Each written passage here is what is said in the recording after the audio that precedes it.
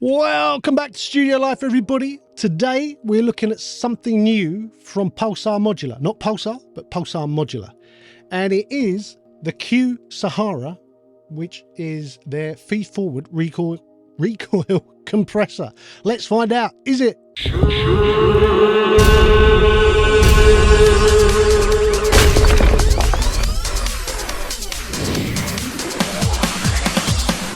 So yeah, Pulsar Modular, they've made some really cool stuff. It's mostly hit with the odd miss, but generally they make some awesome stuff. I don't know if you remember their compressor a little while ago I looked at with the white interface that could pretty much do every kind of compression known to man and had so much going on. It was almost too much. You know, this I think is probably taken from that. Let's take some of that code and turn it into something bit more obvious, bit more usable. So as you can see, the Q Sahara sort of looks like a 500 series, like a double unit 500 series compressor. And they call it a feed-forward recoil compressor, but the rest of the world would know that as a FET compressor. It's basically an 1176. That's pretty much what it is. It's an 1176 style of compressor, just in a slightly different format. So let's dig in and have a look. As you can see, we've got a input, output and gain reduction needle meter at the top, and above that we've got some LEDs and a figure number for the amount of gain reduction. So there's no excuse to not know how much gain reduction is going on. There's 3 chances to see it there, which I quite like that. That's good. No messing. We've then got a ratio slider. It goes from 1.5 up to 40. That's pretty much everything covered, isn't it? So, you know, you're very sort of light touch of compression at one end and then sort of your all buttons in at the other end. So I like that too. We have attack and release controls, but these ones are the right way round. It's not the wrong way around like 1176s. These are the right way round. In the middle, we have a mix control going from fully wet to fully dry and everything in between. We then have your input and we have the output.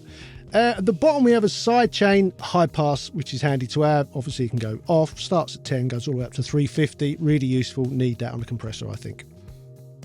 Along the bottom, we've got some interesting stuff. So that is bypass, believe it or not, and there's a phase reverse. External side chain. The sub thing basically turns on or off the sub filter, which I think is at something like 20 hertz or something like that. There's oversampling. There's their hammer mode, which they have on all of their plugins, A/B, and of course you can scale it. So no sort of weirdness. Well, I suppose there is some weirdness. The hammer mode is a bit odd, and the oversampling gives you different options and gives them different names. VNT stands for vintage, but there's also like high definition, bunch of others. Depends what you're doing with them as to whether you need them one way or the other.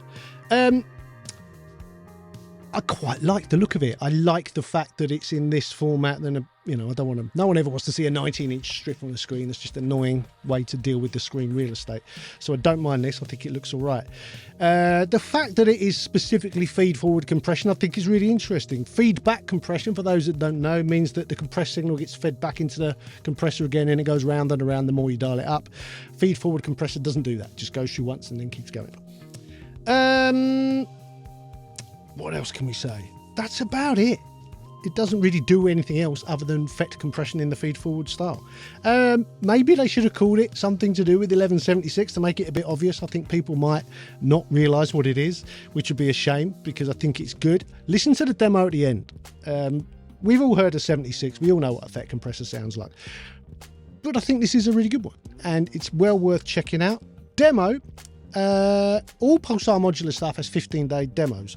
However, when I installed it, it told me I had 14 days left. So is that 15 days plus 14 to go? I don't know. Either way, it's 14 or 15 days. It's plenty. Price-wise, it's $49. I kind of think that is a good price point for a simple FET compressor. So I've got no issues there. Star rating. I think it's going to be 3 stars. And I'll tell you why. I don't think there's any extras on here. It's just a basic FET compressor.